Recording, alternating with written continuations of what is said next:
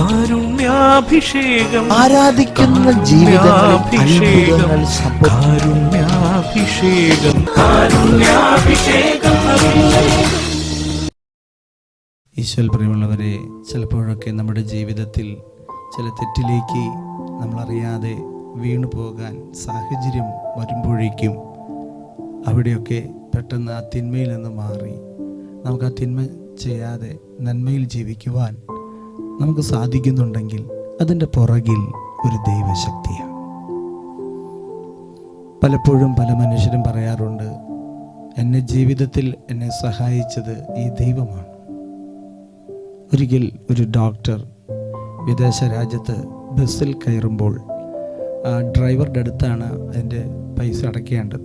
അത് വലിയ അറിവില്ലാത്തത് കൊണ്ട്, അത് ചെയ്ത് പരിചയമില്ലാത്തത് കൊണ്ട് അല്പം സമയമെടുത്തപ്പോൾ പുറകിൽ നിന്ന് ഒരു മനുഷ്യൻ കുറേ ആക്രോശിക്കുകയും വിദേശി ഇംഗ്ലീഷിൽ കുറേ ചീത്ത പറഞ്ഞപ്പോൾ അത് മനസ്സിലായി ചീത്തയാണെന്ന്. കാരണം ആ വാക്ക് അങ്ങനത്തെ ഒരു വാക്കാണ്. അപ്പോൾ ആ ബസ്സിൽ ഈ ഡോക്ടറും പിന്നെ ആ വിദേശി മാത്രമാണുള്ളത്.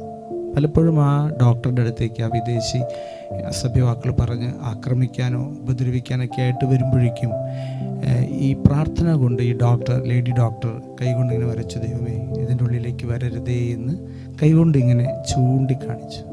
ഈ ഡോക്ടർ എന്നോട് പറയുകയാണ്, അച്ഛാ, പല പ്രാവശ്യം ആ മനുഷ്യൻ എഴുന്നേറ്റ് എൻ്റെ അടുത്ത് ആക്രമിക്കാനായിട്ട് ഇങ്ങനെ വരും. പക്ഷേ ഞാൻ മാതാവിനോട് പറഞ്ഞിങ്ങനെ വിരലുകൊണ്ട് ഇങ്ങനെ ഒരു റൗണ്ട് വരച്ചു, അതിൻ്റെ ഉള്ളിലേക്ക് വരരുതേ എന്ന്. ആ മനുഷ്യൻ വന്നില്ല.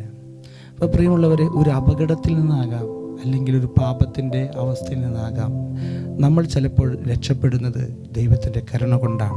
സങ്കീർത്തനം 94-ാം വാക്യം, എൻ്റെ കാൽ വഴുതുന്നു എന്ന് ഞാൻ വിചാരിച്ചപ്പോഴേക്കും കർത്താവേ, അങ്ങയുടെ കാരുണ്യം എന്നെ താങ്ങി നിർത്തി. ജീവിതത്തിൽ പാപത്തിൽ വീഴാതിരിക്കാനും അപകടത്തിൽ പെടാതിരിക്കുവാനും ദൈവം നമ്മളെ രക്ഷിക്കുന്നുണ്ട്. ദൈവത്തിൻ്റെ കരുണയാണ്. അതുകൊണ്ട് കർത്താവിൻ്റെ കാരുണ്യത്തെ ഓർത്ത് നമുക്ക് നന്ദി പറഞ്ഞ് പ്രാർത്ഥിക്കാം. കർത്താവേ, ഞങ്ങളുടെ ജീവിതത്തിൽ എന്നും അങ്ങയുടെ കാരുണ്യം കൊണ്ട് മാത്രമാണ് ഞങ്ങളായിരിക്കുന്നത് ഈ അവസ്ഥ. നന്ദി പറയുന്ന ദൈവമേ, ഓരോ നിമിഷവും ഓരോ ദിവസവും കൂടുതൽ നന്മയിൽ വളർന്നു വരുവാൻ, പാപത്തിൽ വീഴാതിരിക്കുവാൻ, അപകടങ്ങളിൽ ചെന്ന് ചാടാതിരിക്കുവാൻ ഒരു പ്രത്യേകമായൊരു സംരക്ഷണം ഈ ശുശ്രൂഷയിൽ പങ്കെടുക്കുന്ന എല്ലാ മക്കൾക്കും നൽകണമേ എന്ന് താഴ്മയോടെ പ്രാർത്ഥിക്കുന്നു. എന്നെന്നും എന്നിൽ വാഴാൻ നീ വന്നു, നിന്നെ അറിയാതെ ഞാൻ ജീവിച്ചു. എന്നിൽ പുതുജീവനേകാൻ നീ വന്നു, സ്വർഗീയ സ്നേഹമെന്നിൽ ചൊരിഞ്ഞു. എന്നെ നിൻ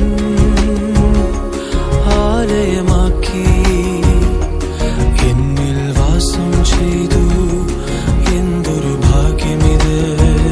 പരിശുദ്ധ പരമദിവ്യകാരുണ്യത്തിന് എന്നേരം ആരാധനയും സ്തുതിയും പുകഴ്ചയും ഉണ്ടായിരിക്കട്ടെ. പരിശുദ്ധ പരമദിവ്യകാരുണ്യത്തിന് എന്നേരം ആരാധനയും സ്തുതിയും പുകഴ്ചയും ഉണ്ടായിരിക്കട്ടെ. പരിശുദ്ധ പരമദിവ്യകാരുണ്യത്തിന് എന്നേരം ആരാധനയും സ്തുതിയും പുകഴ്ചയും ഉണ്ടായിരിക്കട്ടെ.